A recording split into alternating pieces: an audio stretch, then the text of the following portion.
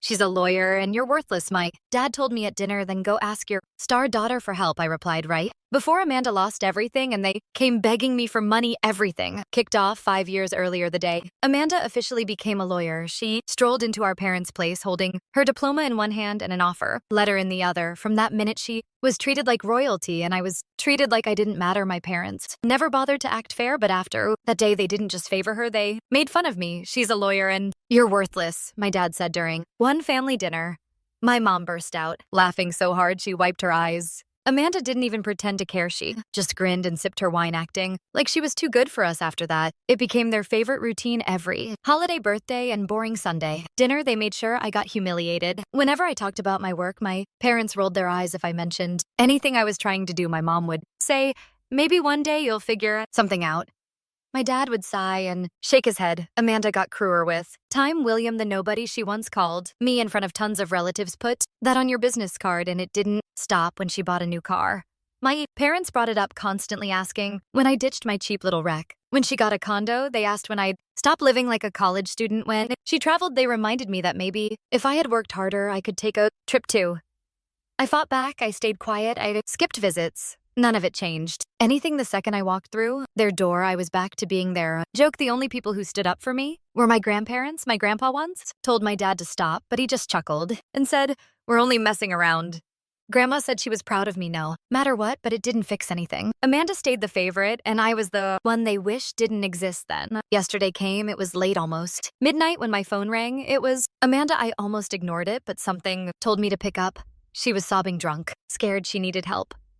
6 months ago, she called out of nowhere and said she needed money fast, just until my bonus shows up. She said I didn't ask questions. I sent her $70 and told her to pay it back. Whenever she could, she never returned it. Now she was calling again.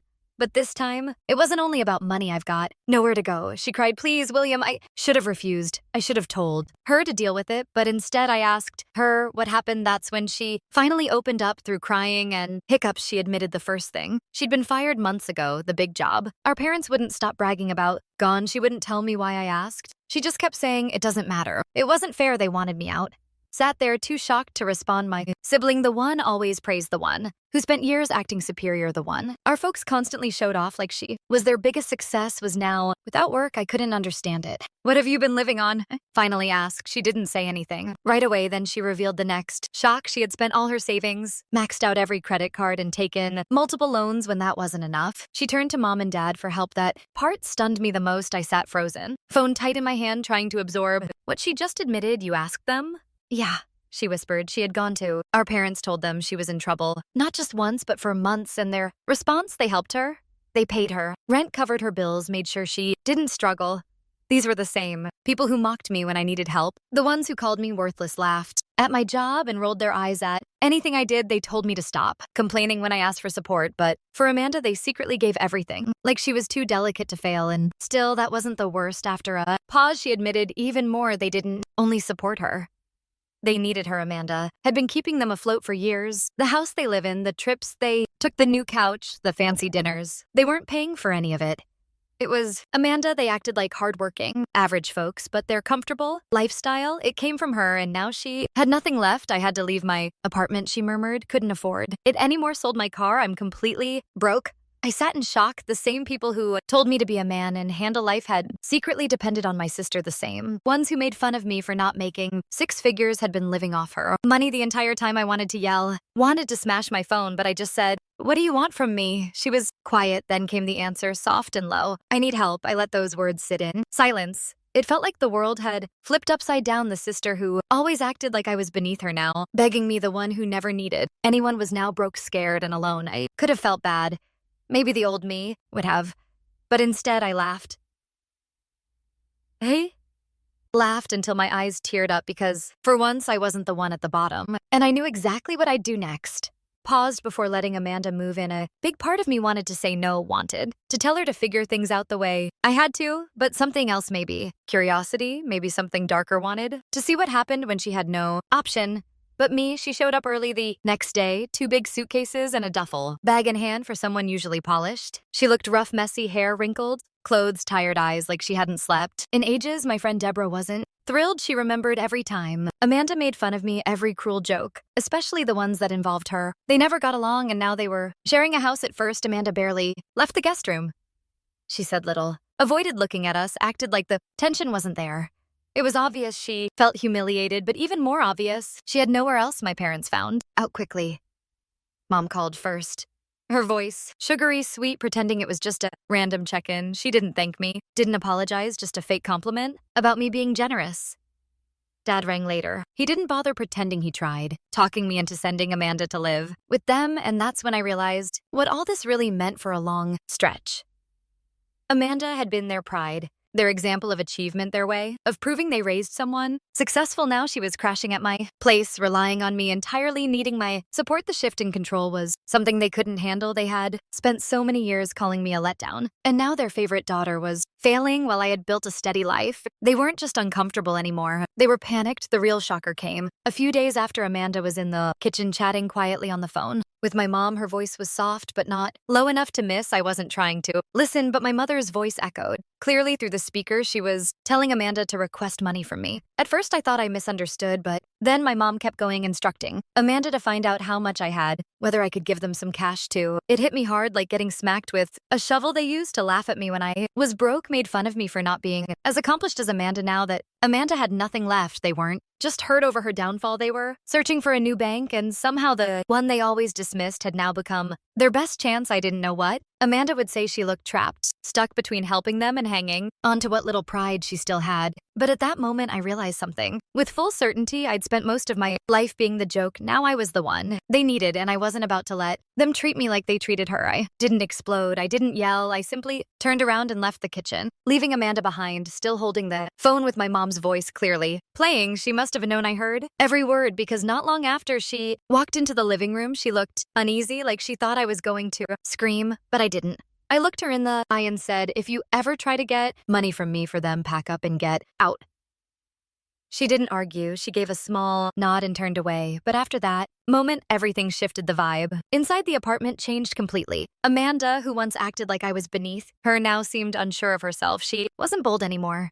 She wasn't the same person who used to make sarcastic remarks at every holiday meal. She was silent, awkward, and for the first time, uncomfortable in her own skin. Deborah didn't make it easier. She didn't say anything nasty, but she didn't go out of her way to be kind either. If anything, she avoided Amanda completely, stayed in our room, or made excuses to leave. Whenever Amanda was around, I couldn't blame her. She had every reason to hate. How things turned out, the real drama started a few days later. My grandparents gave me a call and asked me to come over for dinner. They didn't explain much, but I could tell something strange was going on. When I arrived, everything became clear. Amanda was seated at their table, looking miserable. My parents were there, two faces stiff with irritation. This wasn't a regular dinner. It was a setup. As soon as I took my seat, my dad launched into a speech about family obligation, about how we all need to help one another. Then my mom added how Amanda had given so much over the years, and now it was my responsibility to give back. I leaned back, stayed quiet, and let them go on. They weren't even pretending anymore. They were flat out asking for money. They tried to dress it up like this was about love and unity, but I saw through it. Amanda had been their ATM for years now. That she was broke, they were scrambling. And somehow I had become their next financial lifeline. I allowed them to speak for a bit, acting like I cared, but once they stopped and waited for a reply, I simply smiled and replied that I wasn't interested. Total silence followed. My father's face turned bright with anger. My mother tried to cover it up, acting like this wasn't about finances, that they were just reaching out for emotional support, but her eyes gave away how desperate she was. Then something unexpected happened. My grandmother, who had been sitting quietly through the whole discussion, suddenly joined in. She looked over at both of my parents and asked them exactly how much money Amanda had given them over the years. She wanted to know the full amount they had taken from her. No one answered, so she kept going. She pointed out how they had spent years showing off Amanda as their greatest success, all while draining her bank account in private. She reminded them how they had embarrassed me again and again for not being as wealthy or accomplished, while they quietly depended on their daughter's paycheck to keep things going. And now that Amanda could no longer carry that weight, they suddenly came back to me. She stopped asking after that. She was furious then. My grandfather stepped in too. He shook his head at them both and criticized them for exploiting their own children. Just sat there and watched it all fall apart. For the first time in my life, I wasn't the one being blamed. They were. My parents tried to explain themselves, tried to twist the story, but it was already too late. My grandparents had finally seen who they really were, and so had Amanda. She didn't defend them. She didn't say a thing. She just sat at the table staring down at her hands for the first time she truly understood what had been done to her, and I saw something different in her eyes. Remorse after my grandparents confronted them. Dinner ended in an awful silence. My mom hardly touched her plate. My dad kept drumming, his fingers on the wood. Amanda looked like she wanted to vanish. No one had ever challenged her like that, especially not in front of family. When I returned home, Amanda had already arrived. I assumed she'd be hiding in the guest room like she had all week, but instead, she was on the sofa, eyes locked on the floor.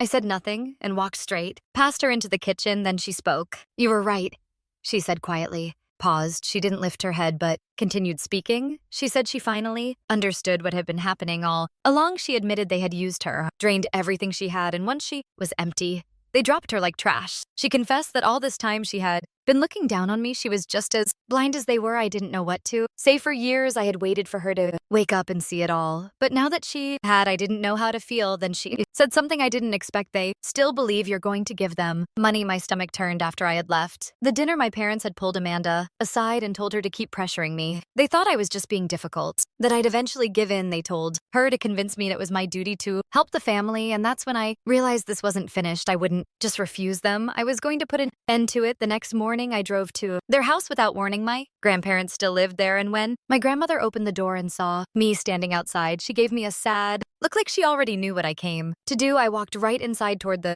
living room. My father was sitting with a newspaper. My mother was on a phone call. They both looked up, surprised by my sudden visit. I didn't delay. I came right out and told them I knew the whole truth. I said I was aware Amanda had been funding their entire lifestyle. I said I knew they ditched her the second her money ran out, and I said I knew they were now looking at me as their next source of income. They attempted to lie, but I didn't let them. I told them everything was over. Then I hit them with what they weren't ready for. I was cutting all ties. I wasn't only saying no to handing over cash, I was stepping away from their lives entirely. I was tired of being laughed at. I was tired of being remembered only when it was convenient. I was tired of being the son who didn't matter unless they needed something. My mom's face lost all color. My dad clenched his jaw so tight I thought it might break. Neither of them could speak. Then, just as I turned to leave, my grandmother stood up and said something that flipped everything. She said she was finished too. She told them she felt embarrassed by how they had treated their own children, as if they were only useful when handing over money. Then she dropped the biggest surprise of all. She and my grandfather had already discussed it. They were updating their will. Everything that was meant to go to my parents gone. I had no idea they even had anything to pass down, but apparently they did. And now my parents would get none of it. My mom's eyes got huge. My father jumped to his feet, furious. But my grandmother wasn't through. She turned to me and said, "From now on, if someone's getting what we leave behind, it's going to be you." I didn't want anything from them. Not money, not property, nothing but that moment, the fear on my parents' faces, that panic when they realized they'd lost everything. That was the moment I'd never forget. That was the real ending. And just like that, I walked out the door. I thought cutting them off would feel massive, like a dramatic end to years of pain, but it didn't. It felt calm, simple, like quietly shutting a door you'll never need to walk through again. At first, I figured they'd react. They weren't the type to take a no quietly. And I was right. The next morning, my mom called me 8 times in a row. When I didn't respond, the messages started showing up, long texts filled with guilt, trips, fake concern, and emotional tricks. She said I was selfish, said family sticks together, said she couldn't believe I'd do this to them. She tried everything, guilt, emotional blackmail, even accusing my grandparents of turning me against them. Then came my dad's message, exactly what I expected. Act like an adult, call me when you stop being dramatic. It was almost laughable how predictable they were. They didn't care about fixing anything. They just hated losing control, so I blocked both of them. And then peace for the first time in ages. Everything was quiet. No more voices, no more pressure, no more judgment even. Amanda seemed lighter without them. Hovering over her, she began to seem normal. She kept her distance, but something changed. She was softer, less entitled. She even apologized to Deborah. Said she'd been mean for no reason, that didn't fix all the damage, but it was more than I expected from her then. Week later, she told me something I wasn't ready for. She was moving, not just out of my place, out of the whole city. She had found a new job in another state. Not something fancy, not a high status gig, just something steady, something to rebuild with. She said she finally understood that staying close to our parents would never let her heal. They had emptied her wallet, crushed her emotionally, and the minute she couldn't provide, they kicked her aside. She was done being their puppet at the beginning. I was speechless for so long. She had been the one they praised endlessly, the one who got everything with no effort. Now she owned shown nothing but a bag and a clean slate, and for once she wasn't asking anyone else to rescue her. The evening before she moved away, she sat beside me on the couch staring at her fingers like she wanted to say something. After a long silence, she finally looked at me and said, "You've always been the tougher one." I didn't reply. Maybe there was nothing that needed saying. The next day, she grabbed her luggage and left. No arguments, no begging, just a soft farewell.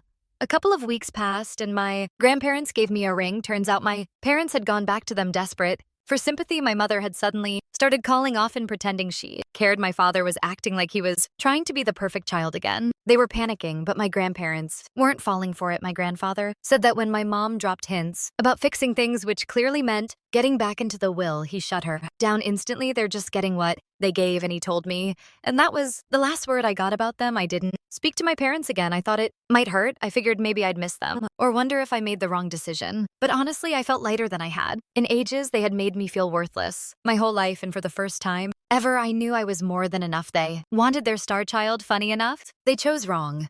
A little update. It's been a few months since I went no contact. I wasn't planning to write anything else, but something unexpected happened. Amanda is actually doing okay. Better than I imagined. We're not super close, but she messages me sometimes. She got a normal job, not glamorous, not high paying, but it's steady, and she seems calm. She told me she started going to therapy. I was surprised. She said she's working on undoing all the years of control, guilt, and pressure that came with being the favorite. She even admitted she's ashamed of how she treated me. I never thought she'd say anything like that, but here we are. And now the part I didn't see coming. My parents, they're falling apart, turns out. They weren't just leaning on Amanda for occasional help. They were drowning in bills, and she had been bailing them out more than I ever guessed. My grandparents did some checking and found out my parents had refinanced their house multiple times, racked up loans, and lived way above their budget. Amanda's income was the only thing keeping them from crashing, and now that she's gone, reality finally hit them first. They begged. Extended family didn't work. Then they tried guilt-tripping my grandparents. Again, that failed too. So my mom tried something else. She sent me an email, long, dramatic, full of fake worry. She wrote that she and my dad were about to lose everything, and as their son, I had a duty to help them. She threw in all the usual emotional tricks, talking about family bonds, pretending they tried their best, and finally saying a real man takes care of his parents. I never replied. A week later, my dad sent his own message. Shorter, even more ridiculous. You think? You've won, but one day you'll be sorry. When we're gone, I read it twice and I started laughing because the truth is, did win, not in some revenge-filled way, but in the only way that mattered. I didn't need them anymore. They spent years convincing me I'd never be good enough. Now they're the ones crumbling, and I'm doing just fine. And best of all, for once in my life, I don't care what they think.